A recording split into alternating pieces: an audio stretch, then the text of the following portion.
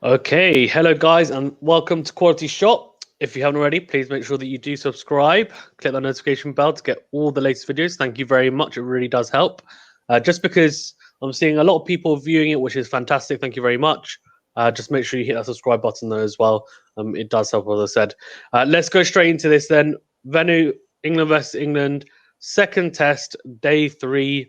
And as you can see Wait, did from you the say ticket England below, versus England? no, India versus England. I thought you just England versus England. Sorry. No. India Continue. versus England. It's all right, thanks. India versus England. Yeah, day 3. And to be fair, it was a bit more action packed than the previous 2 days, that's for sure. India obviously started the day with Rohit Sharma and Pujara on 25 not out and 7 not out, respectively. So they are 54 for 1. They eventually got bowled out for 286. And then England had a bit of time to bat and ended the day on 53 for 3. So in a bit of a pickle, let's just say that. Venu, what are your initial thoughts after today's play?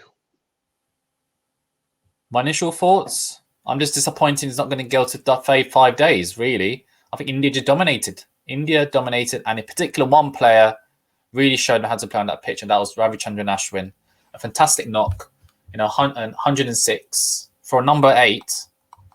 Fantastic knock by him, and he has now scored. He's part of a list of players to score 100 to take 5-wicket haul in a test match. He's taken 5 wickets already in the first test match. No, 5 wickets in the first innings, sorry, and he's already scored 100. And Ian Botham leads that. Ian Botham has done it 5 times, and Ravi Ashwin has done it 3 times. He's second on that list. So a fantastic effort by him. And you could really class him as an all-rounder. Like, before this, I would think, is he really an all-rounder? A bit like on Stokes' level, is he an all-rounder? But he's proven he's part of the list with Ian Botham, with Jack Callis and Shakib Al Hassan, and that is a fantastic achievement by Ravi Ashwin. And yeah, just a fantastic knock. And it just shows that all the criticism of the pitch, saying it's a spinning pitch, is rubbish. It shouldn't be like that. Ravi Ashwin just showed everyone, from number 8 batsman, he's not really a top-rated batsman. He showed everyone the England boys in particular, how to play on that pitch.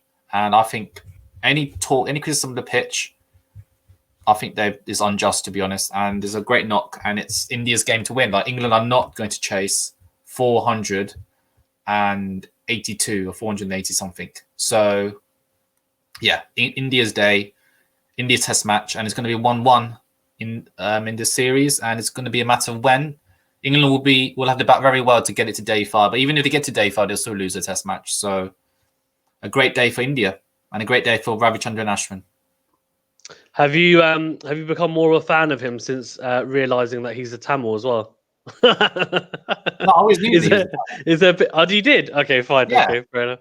I thought Cash said to you that. No, I didn't know Washington Sundar was also Oh, Indian okay. Tamil. So I was like, that was surprising. But as a fellow Tamil, I thought, yeah, go for it, represent. But you got a bit of a soft spot. Of course I do. Yeah, great back, local boy in front of the home crowd, and yeah, great knock. Yeah, I mean 106 of 148, so a really, really good knock, and it was an attacking knock, and he could do it because he knew that the tail weren't really going to give too much. Although, to be fair, Siraj did quite well, 16 off 21, a huge 6 as well. Like down the ground, I think it was off Jack Leach. It was just unbelievable shot, to be fair, and incredible timing. But yeah, Ashwin looked really good. A bit jammy the way he got to his 100, but to be honest with you, it doesn't matter because the rest of the innings was very good. And yeah, I think, as you said, Venu, I think he's in the top 3 for all rounders in the Test rankings. So he has been at 1 before in the past. So I think in Test cricket you can class him as an all rounder. He's a bowling all rounder, but he's still an all rounder. I think. I mean, he bats at 8, so he's still a little bit of an all rounder. I mean, we're not going to see these types of innings all the time, but he's got 300s, I think it is now. So look, that's still pretty good going. So yeah, good knock from him. Apart from that, I mean, Rohit Sharma went pretty early. Folks, Venu was really good behind the stumps. Really good run out of a Pujara. Pope helped him out there, but good stumping of Rohit Sharma, stumped Rishabh Pant as well. So, I mean, those are big, big wickets. What do you think of Folks, your boy? Yeah, my boy Folks is proving why he should have always been an England setup. Like, I was going to ask you, Fizan, as a batsman, if you know there's a wicketkeeper behind you is of a decent standard, would that put pressure on you? I think if it's a seam bowler, not really, but because normally you expect a keeper to take it if it's a nick. Yeah, but but if it's as a spin, yeah. So if it's a spinner, yes. And actually, to be fair, I take it back because if it's a seam bowler who's not particularly quick, and you have a keeper that can stand up, he was doing it to Broad, wasn't he, in his Test match? You're standing up to Broad. Okay, yeah. So then, so that would put pressure on the batsman because if you have someone who's not express, which Broad isn't express, but he's still pretty quick. You can get out to mid 80s. Then and you have a keeper standing up. Obviously, at club cricket, is nowhere near that speed. So let's say I don't know, mid 60s, right? And then you have a keeper standing up. Then it puts pressure on you because a lot of the time, for me, for example, I bat outside my crease a lot. You've seen that, and I like the pace on the ball. So if I then have to stay in my crease. Because I tried to go a little bit back and forward on the crease, outside my crease to, I guess, as a batsman, you can do it because the bowler then has to adjust their line and their length even, quite a lot if you do it every few balls, etc. But as long as you're adjusting to it as a batsman, it's fine. But yeah, I think 100% it puts pressure because as a batsman, you know that you have to stay inside your crease. You have no option to come out. Yeah, and you know that the keeper behind you sharp, and then especially as a spinner, then okay, hold on. If I nick it here, he might actually. If I nick it, most likely he's going to take it. Also, for stumpings, I have to be really sharp as well. So it puts pressure on you.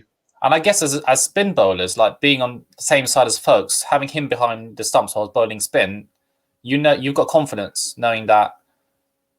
Even if you bowl a bad delivery, he will cover it, or he will just, that he'll make a half chance. He'll make it count. So I think they'll give us confidence. Like certainly, if I had a fantastic wicketkeeper bowling, wicketkeeping for my deliveries, I'll be bowling a lot better.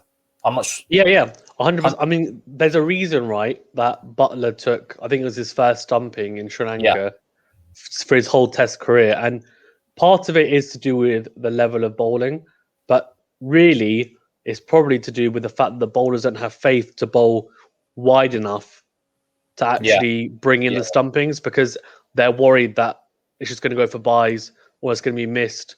Because it's a risky delivery a lot of the time to bowl that wide fuller delivery for stumpings because, if you get it wrong, it can go for 4. And you're thinking to yourself, well, if it doesn't, then is the keeper even going to take it? And if he's not, then what's the point? Yeah, and you made a really good. You made a mention of Butler's wicketkeeping. Like he has improved a lot over the last year. So let's not discredit Butler for any moment. But so Ben Folks has played 6 tests, and this is how prolific he's been behind the stumps. He's played 6 tests. He's made 5 stumpings and missed 1. Whereas Josh Butler in 50 tests has made only 1 stumping, which was already in the Sri Lanka test. And he missed 5 stumpings.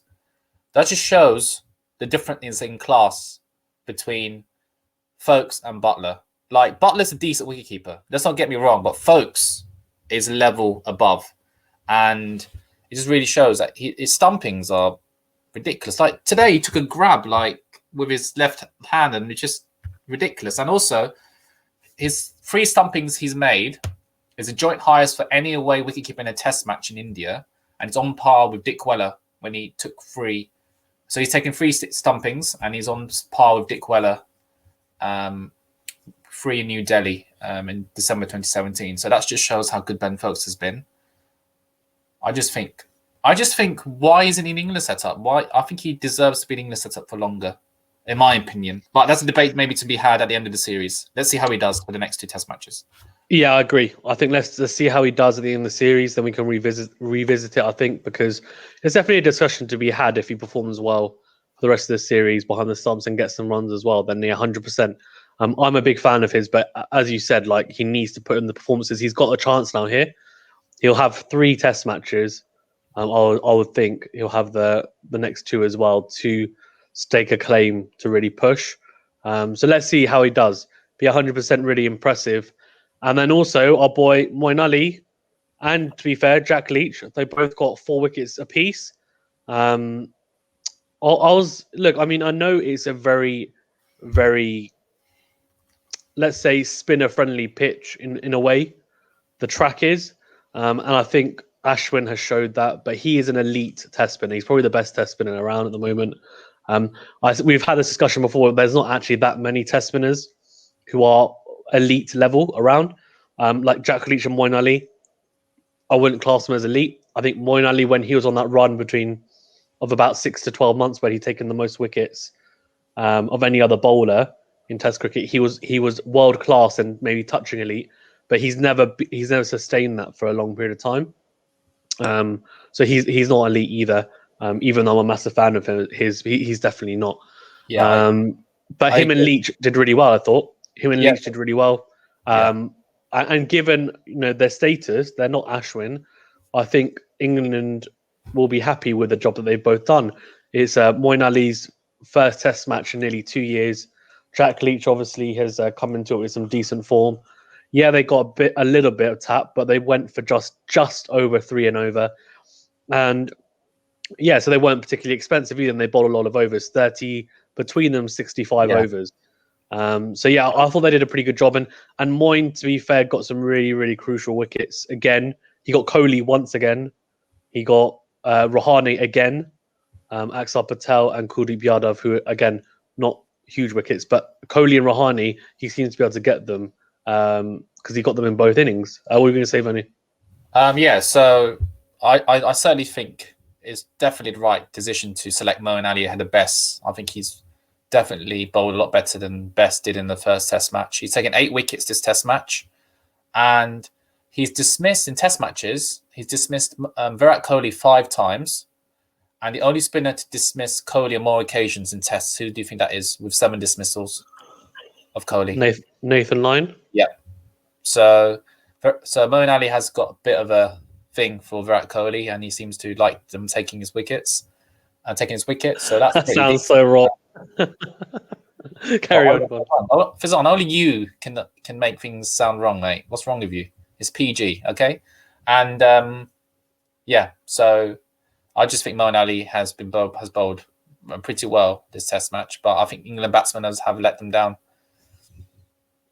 Yeah, I agree. I think considering it's his return to Test cricket, like they couldn't have asked for any. Yeah, they can't ask for any better. I'm sorry, and I saw some. I mentioned this that I saw some comments from the first innings because he went for, I think it was 4 and over, but he took 4 wickets. He still took the most wickets, and yeah, I understand that's a bit expensive.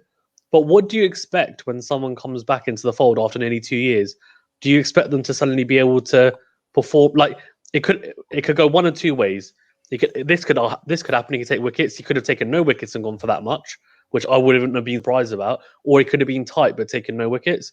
You can't expect him to be tight and take wickets in his first innings back with the ball. Like it's never going to happen. And whoever thought that, I'm sorry, you're just delusional. So they should have been happy with the fact that he got 4 wickets, and he's taken the most wickets now for England in this Test match. He took 4 in the second inning. So what more do they want? But people are still going on about it, and they're saying about his flaws and blah blah blah. But hold on, what about when Don Best was getting lucky? Everyone's like, oh yeah, he's getting lucky. But no, there wasn't a massive microscope under him.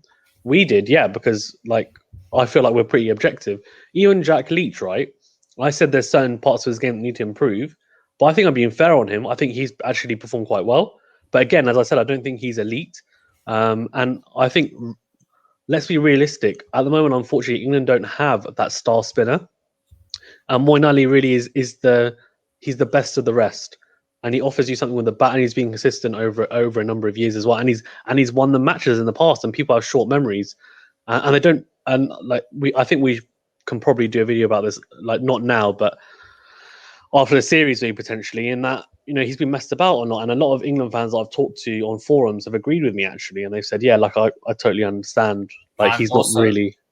Yeah, go on. Yeah, he's been messed around, and also I feel because of his background, he needs to work a lot harder than other players, and that's another video we could do. Well, yeah, that's why he took a break, because the media and fan like scrutiny that he's under is a lot more than other players, and that's the honest truth, and that's a fact. And anyone watching this video who disagree, please feel free to comment and give me an example of why you think it's wrong. Because if you look at someone like Butler, he was in terrible form for quite a long time, but they stuck with him, and now he's okay. Now he's come good. Fair play to him. I have nothing against him, but there was a point where he probably shouldn't have been in the team.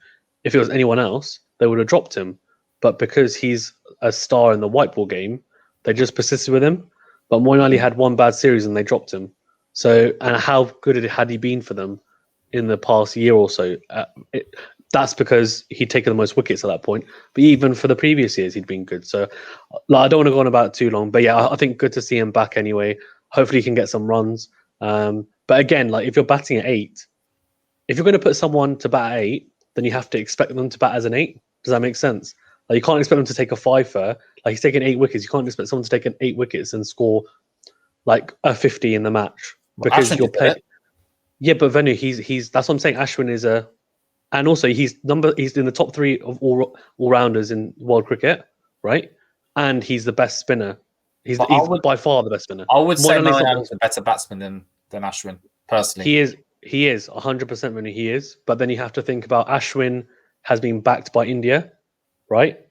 100%, yeah. Like, has he ever been dropped in the last 5 years in Test cricket? Probably never.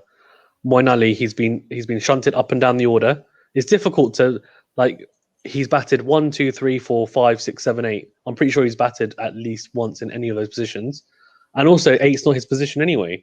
He's never batted at 8 before he played for England. He bats number 4 for Worcestershire in the longer format, and in the shorter format he opens. So I think you made a good point there, because with Ashwin, even if he doesn't perform with the bat, he can make up with the ball, and he knows that whatever his performance is, he will be backed by India. And I just feel with Moeen Ali, there's a lot of pressure for him to perform every time, and I think he's that type of player that you need to back him, and he likes to play his shots right. He's a bit like a KP style batsman, where he is quite aggressive, and you just need to back him, and he's going to pull off a fantastic innings that he has played in the past before. So yeah, I think that's certainly something we can talk about another time, Fizan. And on the subject of Ashwin, I've got an interesting stat for you, Fizan. So Ravichandran Ashwin versus England in tests, his batting average is 40, which is decent, and his bowling average is 32.8, and the difference is plus 7.2. So basically, every match he plays against England, he scores more runs than he gives away, which is pretty for every wicket, which is pretty impressive. And the only team that he has a higher batting average compared to his bowling average is West Indies. So that's very, very impressive from Ravichandran Ashwin. And it was his day today. Player of the day, that's for sure, for today. Yeah, 100%. I mean, 106, and then he picked up an early wicket of Rory Burns, who looked actually pretty good whilst he was in. He did, yeah. For that 25. And he'll be disappointed because he got a start in the first innings. Was it the first innings? Of the first test match, correct. Or the first test match, so yeah. Yeah, we got 30. He got 30 odd. Yeah, he got 30 odd. Yeah. So again, like he's done the same here. So he'll be disappointed with that. Like it's one of those things. I think Ollie Stone has been quite impressive in this test match as well. I think he's worth mentioning because he only bowled 7 overs in the second one, but he obviously picked up that wicket of Ashwin, clean bowled him. But in the first one, I thought he was quite impressive again. It's hard for the seamers in these conditions, but I was impressed with the way he did. The way he did bowl, his speed was up and he looked to take wickets, so that was impressive for me. And yeah, I mean Ashwin, fantastic. Kohli batted well whilst he was in 62 of 149, but again, his long wait for 100 in any format still goes on, and there's still going to be question marks around him because I don't know. He did look quite good, but he doesn't look quite the player that he maybe has been in the past. I'm sure it's just a period. It's maybe a very kind of short slump, and 62 by no means is a bad score. But I just think he would have wanted to capitalize on that where there's not really much pressure. on India to kind of, at that point. He could have just batted quite freely, and he didn't. He looks a little bit shackled, I think. And as you said, Moeen Ali seems to have his number, so interesting to see how he does for the rest of the series as well. I think he's got a few adjustments to make, which I'm sure he will. As for England, though, I mean, Dom Sibley plays one way, so you can't expect him to come out and bat aggressively. Well, Axel Patel looks good, though. Got one to go straight on. I was impressed by him. And obviously he got Jack Leach as well. So, I mean, what they need to bat 2 days, England, 2 more days, or they need to. I mean, they're not going to do it, are they? Really? Like, let's be honest. I mean, if they do it, it'll be like one of the. I said like if they win it because you were saying they might do it, I'll buy you a pizza. I think Ashraf said if he said they'll draw the test match. I said if that happens, I'll buy him a pizza. Mate. I want some Spice Village, mate. I want some Pakistani food. Oh mate, that's very expensive though. Just get me keema naan and a curry or something. And a curry, okay, fine. I'll do that. Fine. If England win, I'll buy you a keema naan and a curry. Otherwise, if England draw it, I'll buy Usher a pizza. Yeah, I think I prefer that to be honest. It's good food, but yeah, who knows? Root's still in. You know, if he gets 200, what I'm saying. Well, I think he's gonna have to do a Karl Myers, isn't he? Really, he's just gonna have to on a raging pitch as well. Yeah, although we say that, but I mean, Cash made a good point in the group, the cricket group we have. That look, you know, Ashwin scored 100, and he's a number 8. So one of the top order batsmen for England, it is possible to do it. I know they're not used to the as used to the conditions, but they have to adapt. Like that's just cricket, unfortunately. And Dan Lawrence looked quite good whilst he was in, and Joe Root again, like he's gonna have to go big.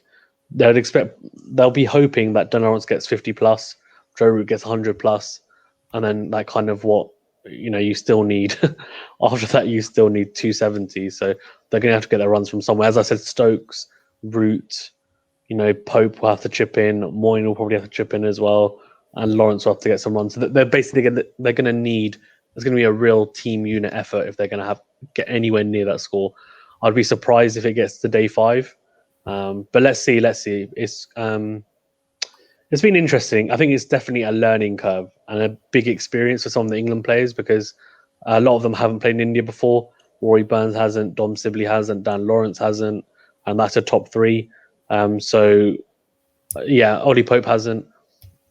It's a learning curve, and I'm sure they'll go into the 3rd Test match and learn from it. But definitely, as an England fan, I mean, it's been. Which I'm not. I'm just a neutral in this, really. But I'd like England to win. I think 2% chance of winning, probably 1%. 1% or half it. 0.5%. So 1 in a 200 they'll pull it off. So yeah.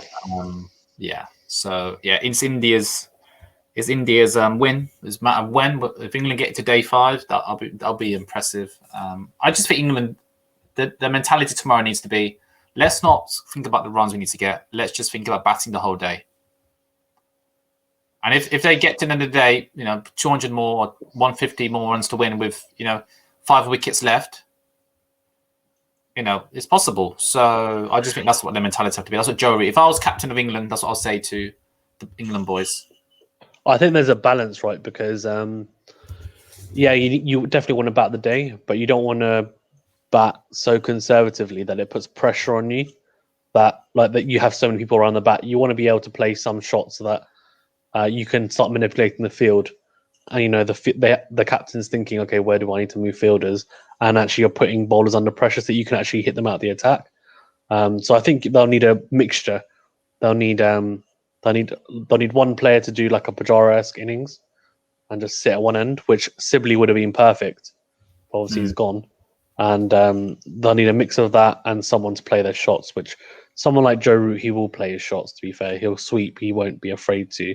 And he'll back himself. So let's see. Let's see how it goes. It'll be a very interesting and intriguing next day. I mean, if England do it, I mean, it'll be fantastic. I mean, it'll be one of the best wins ever if they win it. Look, we've seen 2 incredible run chasers already this year. So we already halfway through February, so it could happen again. You just don't know. Yeah, you never know. You never know. Yeah, Venu, is there anything you want to touch on before we wrap up? Not really. No, nothing much. Yeah, perfect. Well, thanks very much, Venu. No worries. Yeah, I think we have. Yeah, I think we have. Guys, if you haven't already, please make sure you do like, comment, and share the vids, and of course subscribe. And do check out Venu's weekly cricket catch up, which we did. It was yesterday, right? Today's Monday, so we did it yesterday. It's been released. Go and check it out. It was really Venu put together a really good show, I guess. Again, and we had a nice debate as well where we discussed what was better, the West Indies win away at Bangladesh or the India away win away at Australia. So check that out as well and have a look at it and comment what you thought was the best win on that video as well. Thank you very much, guys. Have a great day, and we'll see you tomorrow for day 4. Thank you very much.